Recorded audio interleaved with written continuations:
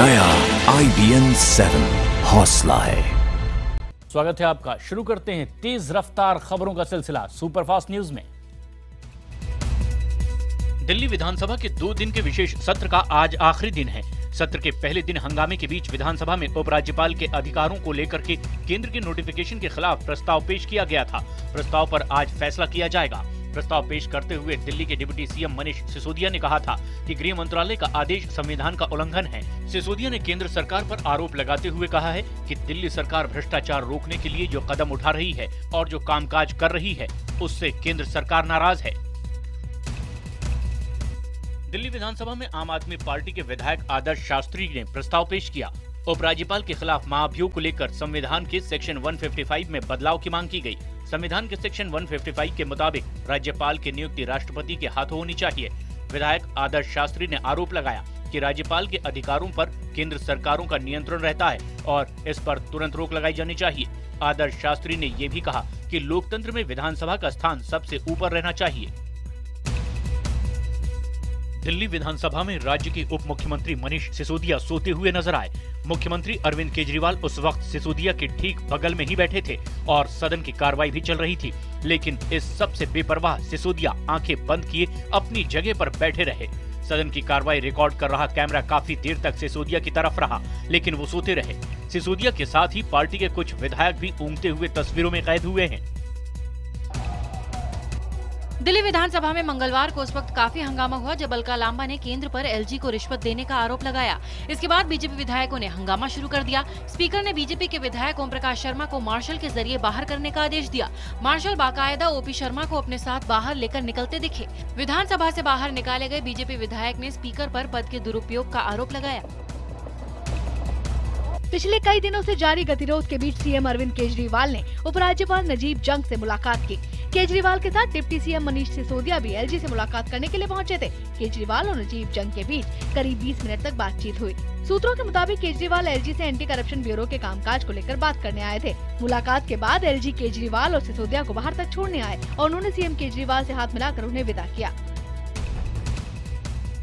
दिल्ली सरकार में कानून मंत्री जितेंद्र सिंह तोमर ने मंगलवार को दिल्ली हाईकोर्ट में अर्जी डालकर दिल्ली बार काउंसिल की कार्यवाही पर रोक लगाने की मांग की है। तोमर के वकील ने जरूरी कागजात जमा कराने के लिए और वक्त मांगा है। दिल्ली बार काउंसिल में आज तोमर को फर्जी डिग्री मामले में जवाब भी देना है। बता दें कि फर्जी डिग्री मामले में दिल्ली हाईकोर्ट ने बार काउंसिल को भी अपने स्तर पर जांच करने को कहा था। जितेंद्र सिंह तोमर पर बिहार की यूनिवर्सिटी से कानून की और अवध यूनिवर्सिटी से विज्ञान की फर्जी डिग्री रखने का आरोप है। आरक्षण को लेकर गुर्जरों और सरकार के बीच आज सुबह 10 बजे एक बार फिर बातचीत शुरू होगी। मंगलवार देर रात तक हुई बैठक का कोई नतीजा नहीं निकला। बैठक के बाद गुर्जर प्रतिनिधियों ने आरोप लगाया कि सरकार पूरी तैयारी के साथ नहीं आई थी। गुर्जरों ने ये भी कहा कि उन्हें आरक्षण कैसे दिया जाएगा, इस बारे में भी सरकार कुछ नहीं बता पाई। वहीं सरकार के प्रतिनिधिमंडल का नेतृत्व कर रहे संसदीय कार्य मंत्री राजेंद्र राठौर का कहना है कि बातचीत सकारात्मक रही। आरक्षण को लेकर पिछले 6 दिनों से जारी गुर्जर आंदोलन राजस्थान में फैलता जा रहा है। गुर्जरों ने आगरा जयपुर हाईवे पर सिकंदरा में जमकर उत्पात मचाया। इस दौरान आंदोलन कर रहे गुर्जरों ने तोड़फोड़ और आगजनी की। आंदोलन की वजह से राजस्थान में ट्रेन रूट और कई सड़क मार्ग जाम है। गुर्जरों के उत्पात से न केवल यात्री परेशान है, बल्कि हाईवे पर ट्रकों की कई किलोमीटर लंबी कतारें भी लग गई है। कोटपुतली में गुर्जरों ने बसों में तोड़फोड़ की। दिल्ली मुंबई रेलवे ट्रैक के जाम रहने का असर कोटा, सवाई माधोपुर और जयपुर रेलवे स्टेशन पर रहा। यात्री घंटों ट्रेन का इंतजार करते दिखे। सरकार के 1 साल पूरा होने पर प्रधानमंत्री नरेंद्र मोदी ने राष्ट्र के नाम संदेश दिया। संदेश में पीएम मोदी ने खुद को प्रधान सेवक बताते हुए पूरी भक्ति के साथ अपने कर्तव्यों को पूरा करने की बात कही। उन्होंने कहा कि सरकार का खास ध्यान गरीबों की सेवा, बेसहारों, मजदूरों और किसानों पर है। संदेश में पीएम मोदी ने सरकार की तरफ से पिछले 1 साल में शुरू की गई योजनाओं का भी जिक्र करते हुए कहा कि ये योजनाएं अन्नदाता सुखी भवय के मकसद को सुनिश्चित करेंगी। यही नहीं, पीएम ने संदेश में पिछली बार यूपीए सरकार के दौरान कोयला, स्पेक्ट्रम और प्राकृतिक संसाधनों को उद्योगपतियों को दिए जाने का भी जिक्र किया। बीजेपी अध्यक्ष अमित शाह ने सरकार के 1 साल पूरा होने पर प्रेस कॉन्फ्रेंस की और कई मुद्दों पर सवालों का जवाब दिया। धारा 370 और राम मंदिर जैसे अहम मुद्दों को लेकर पूछे गए सवाल के जवाब में बीजेपी अध्यक्ष ने साफ कहा कि इन मुद्दों को सुलझाने लायक बहुमत सरकार को नहीं मिला है। उनका कहना था कि इन मुद्दों पर काम करने के लिए सरकार को 370 सीट्स की जरूरत है। वहीं बिहार चुनावों को लेकर पूछे गए सवाल पर अमित शाह ने कहा कि उनके लिए हर चुनाव लिटमस टेस्ट होता है। प्रेस कॉन्फ्रेंस में मोदी सरकार की उपलब्धियों पर एक बुकलेट भी लॉन्च की गई, जो कि 12 भाषाओं में छापी गई है। कांग्रेस उपाध्यक्ष राहुल गांधी ने मोदी सरकार के 1 साल पूरा होने पर एक बार फिर सूट बूट पर चुटकी ली। On behalf of the Congress Party, I would like to officially wish the Sood Sarkar a happy birthday. Unfortunately, the celebration is for a few friends of the government. It is for a few powerful friends of the government, and our kisans, our mazdoors, our small businessmen, they have nothing to celebrate. आज से प्रियंका गांधी का 2 दिन का रायबरेली दौरा शुरू हो रहा है। प्रियंका सुबह 9 बजे लखनऊ एयरपोर्ट पहुंचेंगी और वहां से रायबरेली में विकास कार्यों का जायजा लेने निकल जाएंगी। अपनी मां और कांग्रेस अध्यक्ष सोनिया गांधी के संसदीय क्षेत्र में प्रियंका किसानों से भी मुलाकात करेंगी। प्रियंका सरेनी और ऊंचाहार विधानसभा के गाँव में भी जाएंगी। प्रियंका के बाद 28 मई को सोनिया गांधी का रायबरेली पहुँचने का कार्यक्रम है। सोनिया का रायबरेली में रहने का 1 दिन का कार्यक्रम है। विवादित बयानों के लिए पहचाने जाने वाले बीजेपी सांसद साक्षी महाराज ने कहा है कि अयोध्या में राम मंदिर 2019 के लोकसभा चुनाव से पहले बनकर तैयार हो जाएगा। उन्नाव में मीडिया से बात करते हुए साक्षी महाराज ने कहा कि अयोध्या में राम मंदिर था और हमेशा रहेगा। अयोध्या में प्रभु श्री राम के मंदिर के स्थान पर मंदिर ही रहेगा। मंदिर बना हुआ, भव्यता दिव्यता प्रदान करनी है। मुझे लगता है 2019 में हम चुनाव में जाएंगे तो बढ़िया सा मंदिर बना के जाएंगे। गोरखपुर से सांसद और बीजेपी के फायर ब्रांड नेता योगी आदित्यनाथ ने एक बार फिर राम मंदिर निर्माण के मुद्दे पर बेबाकी से अपनी बात रखी है। योगी ने मीडिया से बातचीत में मंदिर निर्माण को लेकर अपनी तरफ से 3 फॉर्मूले भी बताए। योगी ने कहा कि मंदिर निर्माण को लेकर दोनों पक्ष को बातचीत से हल निकालना चाहिए। ऐसा नहीं होने पर दोनों पक्ष को कोर्ट के फैसले को मानना चाहिए। साथ ही योगी ने जोर देकर कहा कि इन दोनों बातों के न होने पर केंद्र सरकार को संसद में कानून बनाकर मंदिर निर्माण का रास्ता निकालना चाहिए। पानी की समस्या से जूझ रहे दिल्ली के संगम विहार इलाके की सैकड़ों महिलाओं और लोगों ने ग्रेटर कैलाश में दिल्ली जल बोर्ड के दफ्तर के बाहर जमकर हंगामा किया, नारेबाजी की। इस दौरान लोगों ने बीआरटी को भी जाम करने की कोशिश की, लेकिन पुलिस ने काफी मशक्कत के बाद बीआरटी को आखिरकार खुलवा लिया। हालांकि इसकी वजह से बीआरटी पर कई किलोमीटर तक लंबा जाम लगा रहा। प्रदर्शनकारी दिल्ली जल बोर्ड के अधिकारियों की मनमानी का आरोप लगा रहे हैं। राजधानी दिल्ली एनसीआर समेत पूरे उत्तर भारत में गर्मी और लू का प्रकोप जारी है। राजधानी दिल्ली में भी गर्मी से बुरा हाल है। नोएडा में पारा सारे रिकॉर्ड तोड़ते हुए 46 डिग्री पहुंच गया है। गाजियाबाद में लोग गर्मी से बचने के लिए लस्सी का सहारा लेते नजर आए। यूपी के मेरठ में तापमान 45 डिग्री होने की वजह से सड़कों पर सन्नाटा पसरा दिखा। आगरा में पारा 46 डिग्री हो गया है और लोग रिकॉर्ड तोड़ गर्मी से परेशान हैं। बुंदेलखंड में पारा 46 डिग्री को पार कर गया है और अस्पतालों में मरीजों का हुजूम लगा है। इलाहाबाद में भी पारा 45 से ऊपर चल रहा है। वाराणसी में भी गर्मी के साथ साथ बार बार जाती बिजली ने लोगों का जीना मुहाल कर रखा है। उधर आंध्र प्रदेश और तेलंगाना में 1100 से ज्यादा लोगों की गर्मी से मौत हो चुकी है।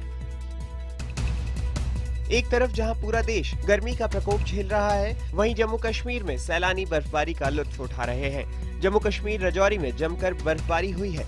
बर्फबारी के बाद लोगों ने फिर से गर्म कपड़े पहनने शुरू कर दिए हैं और पर्यटक मजे ले रहे हैं। इस महीने में बर्फबारी से स्थानीय लोग हैरान हैं। मौसम विभाग के मुताबिक इस इलाके के ऊपर वेस्टर्न डिस्टर्बेंस की वजह से मौसम में बदलाव आया है। ठाणे में मंगलवार रात 23 साल की एक लड़की पर चाकू से करीब 1 दर्जन बार वार कर उसे बुरी तरह जख्मी कर दिया गया। हमले का आरोप सुदीप नाम के लड़के पर लगा है, जो पीड़ित के साथ ही एक पिज्जा की दुकान पर काम करता था। आरोपी पीड़ित से एक तरफा प्यार करता था और मंगलवार को उसने पीड़ित को किसी और के साथ बाइक पर जाते हुए देख लिया था। युवती की हालत गंभीर है। वहीं वारदात के बाद भाग रहे आरोपी को स्थानीय लोगों ने पकड़कर पुलिस के हवाले कर दिया। सोपोर में आतंकवादियों ने मोबाइल टावर के लिए अपनी जमीन देने वाले एक और शख्स की गोली मारकर हत्या कर दी है। पुलिस के मुताबिक आतंकी गुलाम हसन डार के घर में घुसे और उसे काफी नजदीक से गोली मारी। डार की मौके पर ही मौत हो गई। सोपोर में आतंकियों ने मोबाइल कंपनियों को अपने टावर हटाने की धमकी दे रखी है। उन्होंने स्थानीय लोगों को भी धमकी दी है कि वो मोबाइल टावर के लिए ना तो जमीन दे और ना ही घर। सूरत में प्रवासी राजधानी कार्यक्रम का आयोजन किया गया। इस कार्यक्रम का आयोजन गुजरात विश्वविद्यालय के कन्वेंशन हॉल में हुआ। कई जानी मानी हस्तियों ने इस कार्यक्रम में शिरकत की। नवसारी से बीजेपी के सांसद सीआर पाटिल ने कार्यक्रम की अध्यक्षता की। ईटीवी न्यूज नेटवर्क के हेड जगदीश चंद्रा भी इस मौके पर मौजूद थे। इस कार्यक्रम का आयोजन ईटीवी राजस्थान ने किया।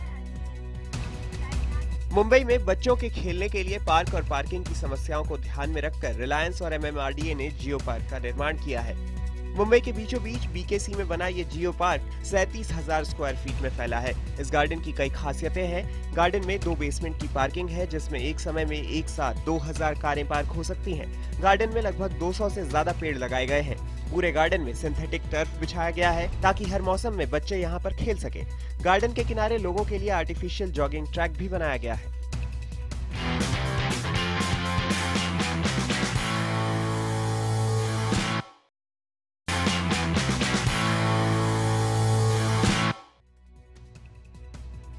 ऑस्ट्रेलिया के तेज गेंदबाज रहे ब्रेट ली ने सौरव गांगुली को टीम इंडिया का कोच बनाने की हिमायत की है। ली ने कहा है कि गांगुली को अगर भारतीय टीम का कोच बनाया जाता है तो ये टीम इंडिया के लिए काफी फायदेमंद साबित होगा। बीसीसीआई 7 जून को शुरू हो रहे बांग्लादेश दौरे से ठीक पहले भारतीय टीम के लिए कोच, स्टाफ और सपोर्ट स्टाफ की घोषणा करेगा। मुंबई इंडियंस के आइकन सचिन तेंदुलकर ने आईपीएल चैंपियन टीम के कप्तान रोहित शर्मा की जमकर तारीफ की है। सचिन ने कहा है कि रोहित में कप्तान के तौर पर काफी सुधार हुआ है, वो बहुत बेहतर हो गए हैं और अब आत्मविश्वास से भरे हुए हैं। तेंदुलकर ने कहा कि मुंबई इंडियंस के कप्तान के तौर पर उन्होंने बहुत से उतार चढ़ाव देखे हैं, जिससे वो बेहतर कप्तान बने हैं। सचिन ने कहा कि इस सीजन में रोहित ने बतौर मुंबई इंडियंस कप्तान के ये काम शानदार ढंग से किया है। लॉर्ड्स टेस्ट में इंग्लैंड ने जबरदस्त जीत हासिल की है। आखिरी दिन 345 रन का लक्ष्य का पीछा करने उतरी न्यूजीलैंड की टीम ने ब्रॉड और स्टोक्स की गेंदबाजी के आगे घुटने टेक दिए। मेहमान टीम 220 रन पर ही ऑल आउट हो गई और इंग्लैंड ने ये मैच 124 रन से जीत लिया। लॉर्ड्स में इंग्लैंड की इस जीत के साथ कई रिकॉर्ड भी बने। इस मैच में 1610 रन बने और ये लॉर्ड्स पर किसी भी एक टेस्ट मैच में बना सबसे ज्यादा रनों का रिकॉर्ड है। यही नहीं, मैच में पूरे 40 विकेट भी गिरे। क्रिकेट इतिहास का यह सिर्फ 5वां मौका है जब मैच में 1600 से ज्यादा रन बने हों और सभी 40 विकेट गिरे हों। यही नहीं, 500 से ज्यादा रन बनाकर पहली बार न्यूजीलैंड ने मैच गंवाया। इसके अलावा इंग्लैंड के बेन स्टोक्स ने 85 गेंदों में सेंचुरी लगाकर लॉर्ड्स पर फास्टेस्ट सेंचुरी का रिकॉर्ड भी बनाया। पहले ये रिकॉर्ड अजहरुद्दीन के नाम था।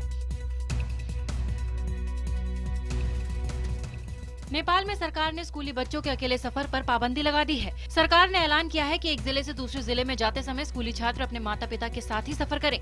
नेपाल में बढ़ रही मानव तस्करी की घटनाओं को रोकने के लिए ऐसा किया गया है। दरअसल नेपाल में आए विनाशकारी भूकंप के बाद अपनों को खो चुके अनाथ बच्चों की तस्करी यहाँ तेजी से बढ़ी है। पिछले दिनों बच्चों के ऐसे 2 ग्रुप पुलिस ने पकड़े हैं जिन्हें तस्कर अपने साथ ले जा रहे थे। अमेरिकी एजेंसी CRS ने पाकिस्तान पर अपनी रिपोर्ट में कहा है कि पाकिस्तान तमाम आतंकी संगठनों के लिए स्वर्ग की तरह है और पाकिस्तान की सरकारें पड़ोसी देशों के साथ लड़ाई में छद्म रूप से इन आतंकी संगठनों का साथ देती रही हैं। रिपोर्ट में ये भी कहा गया है कि पाकिस्तानी खुफिया एजेंसियां अपने ही देश में भारत के खिलाफ आतंकी संगठनों को बढ़ावा देती हैं। CRS ने ये रिपोर्ट अमेरिकी सांसदों को ताज़ा हालात की जानकारी देने के लिए बनाई है। रिपोर्ट के मुताबिक भारत पाक के बीच कारोबारी संबंधों को भी बढ़ाने से पाक सेना रोक रही है। अमिताभ बच्चन ने अपनी तबीयत को लेकर उड़ रही अफवाहों पर विराम लगाते हुए कहा है कि वो अब बिल्कुल ठीक हैं। दरअसल हाल ही में अमिताभ ने अपने दर्द पर एक पोस्ट लिखा था जिससे उनके फैंस को लगा कि कहीं उनकी तबीयत खराब तो नहीं है। इसी पर बिग बी ने अपने ब्लॉग पर लिखा है कि मैं बिल्कुल ठीक हूं। उन्होंने प्रशंसकों को उनके प्यार और अपनापन के लिए शुक्रिया भी कहा। फिल्म पीकू का world box office collection 100 crore रुपए को पार कर गया है। 8 मई को रिलीज हुई ये फिल्म 2 हफ्ते बाद भी बॉक्स ऑफिस पर बढ़िया कमाई कर रही है। विदेश में पीकू की कुल कमाई 34.09 करोड़ रुपए है। अमिताभ बच्चन ने भी ट्विटर पर इस पूरे कलेक्शन पर खुशी जाहिर की है। पीकू की कहानी एक माँ बेटी के रिश्ते की है और उनके नोक-झोंक के बीच उनके प्यार की ये दास्तां है। सलमान की फिल्म बजरंगी भाईजान का फर्स्ट लुक जारी हो गया है और इसे किसी और ने नहीं बल्कि खुद शाहरुख खान ने अपने ट्विटर अकाउंट पर जारी किया है। शाहरुख खान ने पोस्ट जारी करते हुए लिखा है, मुझे लगता है कि बड़े हीरो होने से बड़ा है भाई होना। बजरंगी भाईजान आ रहे हैं 2015 के ईद में। आपको फर्स्ट लुक कैसा लगा? खबर आ रही थी कि बजरंगी भाईजान के ट्रेलर को फिल्म तनु वेड्स मनु रिटर्न्स के साथ रिलीज किया जाएगा, मगर बाद में इस रिलीज को टाल दिया गया। अब खबर आ रही है कि फिल्म का ट्रेलर 27 मई के दिन आएगा।